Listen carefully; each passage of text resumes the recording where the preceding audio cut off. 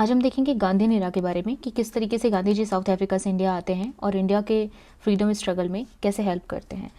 तो सबसे पहले वो साउथ अफ्रीका गए ही क्यों थे, तो 1898 में उनके एक क्लाइंट हैं दादा अब्दुल्ला, उनके काम की वजह से वो साउथ अफ्रीका जाते हैं और इंडिया वापस आते हैं कब, जनवरी 1915 में। अच्छा, यहाँ पे एक चीज़ याद रखना है कि टोटल गांधी जी ने 4 आश्रम इस्टेब्लिश किए थे और उनको हम क्रोनोलॉजिकल ऑर्डर में याद रखेंगे। तो सबसे पहला उन्होंने फिनिक्स सेटलमेंट था, ये फिनिक्स सेटलमेंट और टॉल्स्टॉय फार्म इन्होंने साउथ अफ्रीका में ही बनाया था। तो सबसे पहला 1904 में बना, फिर टॉल्स्टॉय फार्म कब बनाया, 1910 में बना, फिर उन्होंने बनाया साबरमती आश्रम 1915 में और लास्ट में बनाया सेवाग्राम आश्रम 1936 में। याद कैसे करेंगे, इसके लिए ट्रिक है, पीटी सवेरे से, मतलब सुबह होते ही क्या होता था, कहते थे चलो पीटी करो, पीटी सवेरे से। तो पी से याद रखना है हमें फिनिक्स सेटलमेंट, टी से याद रखना है टॉल्स्टॉय फार्म, सवेरे का सब से याद रखना है साबरमती, से याद रखना है सेवाग्राम आश्रम। ठीक है, और ये टॉल्स्टॉय फार्म बनाया किसने था, तो हर्बन करके एक इंसान थे, उन्होंने बनाया था। अब देख लेंगे कि जब गांधी जी इंडिया आते हैं 1915 में, तो उसके 2 साल बाद बिहार का जो चंपारण है वहाँ पे नील की खेती के खिलाफ प्रोटेस्ट चलता रहता है। तो कौन आता है, एक फेमस पर्सनैलिटी यहाँ पे, राजकुमार शुक्ला। वो इन्वाइट करते हैं कि गांधी जी आइए, देखिए क्या सब चल रहा है।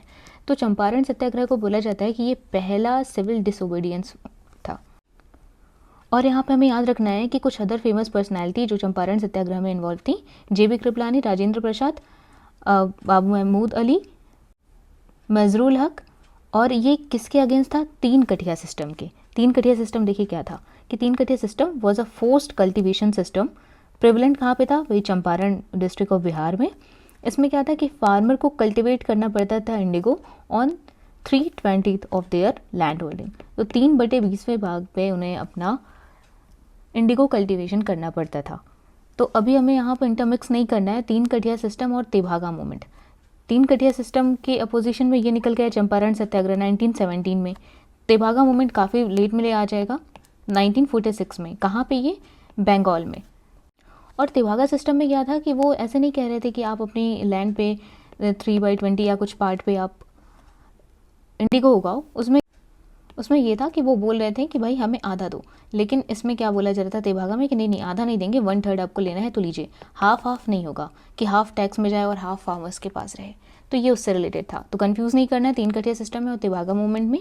और सेम यहाँ पे 1859 में, काफ़ी पहले का ये है, इंडिगो रिवॉल्ट। तो इससे भी हमें कंफ्यूज नहीं होना है। इंडिगो रिवॉल्ट 1859 में आया और इसको इनिशिएट किसने किया था, बंगाल की विश्वास फैमिली जो थी। और इसी से रिलेटेड हमें एक न्यूज़पेपर याद रखना है, दीनबंधु मित्र का नील दर्पण। अच्छा, इसका फ़ायदा क्या हुआ चंपारण सत्याग्रह का, तो 3 कठिया सिस्टम हटाया गया और ये बोला गया कि जो अपने खेत में इंडिगो प्लांटेशन करेंगे उनको 25% कंपनसेशन भी मिलेगा। फिर नेक्स्ट हमारा क्या है, अहमदाबाद मिल स्ट्राइक 1980 में। अच्छा, इसको ट्रिक से हम कैसे याद रखेंगे, गांधी जी ने केक खाया। ठीक है, सी से हो जाएगा चंपारण, ए से हो जाएगा अहमदाबाद, के से हो जाएगा खेड़ा।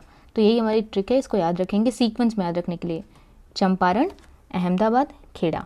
तो अहमदाबाद कब हुआ, 1918 में हुआ और इसको बोलते हैं ये पहला हंगर स्ट्राइक है।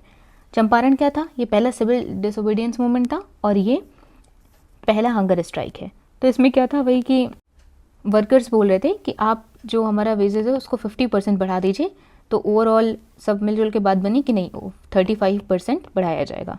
और यहाँ पे फेमस पर्सनैलिटी याद रखना है कि अनुसुईया बेन यहाँ पे थी।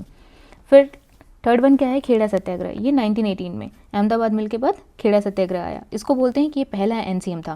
देखिए कैसे इसको याद रखेंगे कि खेड़ा मतलब खड़े थे, आप बस खड़े हैं, आप कोई हेल्प वर्क कोई कोऑपरेशन नहीं कर रहे हैं। तो ये पहला नॉन कोऑपरेशन मूवमेंट था खेड़ा सत्याग्रह। यहाँ पे कौन फेमस पर्सनैलिटी है, सरदार वल्लभ भाई पटेल। अब एक चीज़ याद रखें यहीं साथ में कि 1928 में हुआ था बारदोली सत्याग्रह। यहाँ पे भी सरदार वल्लभ भाई पटेल प्रोमिनेंट पर्सनैलिटी थे और यहीं पे जो खेड़ा की बारदोली की विमेन होती हैं उन्होंने वल्लभ भाई पटेल को सरदार का टाइटल दिया था। तो ये याद रखना है कि सरदार का टाइटल कब मिला था, 1928 में बारदोली में मिला था, ना कि खेड़ा सत्याग्रह में। फिर उसके बाद कहानी आगे बढ़ेगी और 1919 में आएगा हमारा रॉलेट एक्ट, जो कि सबसे बकवास चीज़ थी और इसको बोलते थे अनार्कियल एंड रेवोल्यूशनरी क्राइम एक्ट। और इसको बनाया गया था किसके कहने पे, तो on the recommendation of sedition commission. अब उसके अपोजिशन में हमारा क्या निकल के आएगा, 4th वन अब रॉलेट सत्याग्रह। इसको बोलते हैं कि पहला मास स्ट्राइक था। अब रॉलेट सत्याग्रह को दबाने के चक्कर में क्या होगा, जालियांवाला बाग मैसेकर होगा। ये कब हुआ था? 13 अप्रैल 1919 को। अब यहाँ पे एक चीज़ याद रखनी है, तो जालियांवाला बाग मैसेकर में जो इंसिडेंस हुआ था उसको चेक करने के लिए हंटर कमेटी आई थी। हंटर कमेटी 1919 में, जिसको डिसऑर्डर इंक्वायरी कमेटी भी बोलते हैं। अब यहाँ पे भी हमें कंफ्यूज नहीं होना है कि एक था हंटर कमीशन जो कि 1882 में आया था, वो किससे रिलेटेड था? एजुकेशनल रिफॉर्म से रिलेटेड था।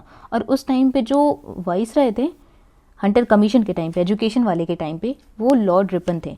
लेकिन हंटर कमेटी वाले के टाइम पे या Rowlatt act Jallianwala Bagh massacre जब हुआ तो उस टाइम पे वाइसराय कौन थे? चेम्सफोर्ड थे। फिर 1920s में क्या होता है? एनसीएम खिलाफत मूवमेंट होता है। गांधी जी ने बड़ी बुद्धिमत्ता से क्या किया कि जो मुस्लिम कम्युनिटी खिलाफत मूवमेंट कर रही उनको और नॉन कॉपरेशन मूवमेंट को मर्ज कर दिया। कब मर्ज किया था? ये 1920 में किया था। कौन से सेशन में? कलकत्ता सेशन में, जिसको लीड कौन कर रहे थे? लाला लाजपत राय। तो खिलाफत मूवमेंट में उस टाइम कौन कौन प्रोमिनेंट पर्सनैलिटी थे? मौलाना मोहम्मद अली, शौकत अली, अब्दुल कलाम आज़ाद। तो हमें ये याद रखना है। अब ये कहानी आगे चलेगी 1920s की, लेकिन फिर होगा चौरी चौरा इंसिडेंट्स 5 फेब को 1922 में। उसकी वजह से अब ये नॉन कॉपरेशन मूवमेंट है वो ख़त्म हो जाएगा। उसके बाद फिर क्या होगा कि अब सब खाली बैठे हैं तो होगा 3-5 शुरू। तो इंडियन नेशनल कांग्रेस जो है उसमें डिवीज़न शुरू होगा। एक होंगे स्वराजिस्ट, दूसरे बनेंगे नो चेंजर्स, जो कि अपने आप को कंस्ट्रक्टिव वर्कर्स बोलेंगे, और स्वराजिस्ट जो थे वो अपने आप को प्रो चेंजर्स बोलेंगे। अब इसको याद करने का ट्रिक है VIPDM। पहली बात तो स्वराजिस्ट क्या कह रहे थे कि हम काउंसिल में एंट्री लेंगे to oppose the British rule from within, और ये बोलते हैं कि नहीं नहीं हम काउंसिल में नहीं जाएंगे। नो चेंजर मतलब नहीं, हम काउंसिल में नहीं जाएंगे। स्वराजिस्ट बोलेंगे काउंसिल में एंटर हम लेंगे। काउंसिल में एंटर मतलब VIP लोग। तो यही इसकी ट्रिक है VIPDM। तो VIP से याद रखेंगे विट्ठल भाई पटेल, D से CR दास और M से मोतीलाल नेहरू। याद रखना है कि मोतीलाल नेहरू इस टाइम रहेंगे, जवाहरलाल नेहरू मत लगा दीजिएगा। और यहीं पे एक चीज़ याद रखें एडिशनल इन्फॉर्मेशन कि CR दास की एक फेमस बुक है इंडिया फॉर इंडियंस। फिर दूसरे हमारे जो थे नो चेंजर्स, इनको कंस्ट्रक्टिव वर्कर बोला जाता था। इसमें कौन कौन? राजेंद्र प्रसाद, वल्लभ भाई पटेल, C राजगोपालाचारी, और इन्होंने काउंसिल को बाइकआउट करा था। तो अगर आपने इनको याद रख लिया VIPDM को, तो उसके बाद आप इसको एलिमिनेट कर सकते हो। उसके बाद क्या होगा कि ये जो स्वराजिस्ट या प्रो चेंजर थे वो भी 2 पार्ट में अंदर अंदर टूटेंगे। एक होंगे रिस्पॉन्सिव, एक होंगे इंडिपेंडेंट। तो इंडिपेंडेंट वाले बोलेंगे कि नहीं नहीं हम काउंसिल में हैं लेकिन हम ब्रिटिशर्स के साथ कोई कोऑपरेशन नहीं करेंगे। कौन कौन थे इसमें? श्रीनिवास अयंगर थे और S सत्यमूर्ति थे।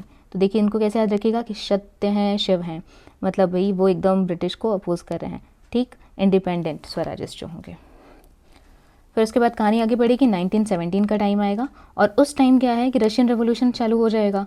अब रशियन रेवोल्यूशन वर्ल्ड में चल रहा है तो उसका इम्पैक्ट इंडिया पे भी पड़ेगा। इंडिया में किसको काफ़ी इम्पैक्ट कर रहा है? ये जवाहरलाल नेहरू और सुभाष चंद्र बोस जैसे नेता जो होते हैं वो काफ़ी इम्पैक्टेड होते हैं। अब उसी की वजह से क्या होगा, 1920 में कम्युनिस्ट पार्टी ऑफ इंडिया का फॉर्मेशन होगा। कहाँ पे होगा? ये ताशकंद में होगा। और कौन थे, किन्होंने ये किया था? MN रॉय ने और अबानी मुखर्जी, बाकी लोगों ने। अब यहाँ पे भी एक एक्स्ट्रा इन्फॉर्मेशन याद रखिए कि MN रॉय की एक फेमस बुक है, कौन सी? पॉवर्टी और प्लेंटी। फिर लेटर ऑन क्या होगा, इसी की वजह से, इसी के इम्पैक्ट से all India trade union Congress का फॉर्मेशन होगा 1920s में। और इसके पहले प्रेसिडेंट बनेंगे लाला लाजपत राय और जो फर्स्ट जनरल सेक्रेटरी बनेंगे दीवान चमन लाल।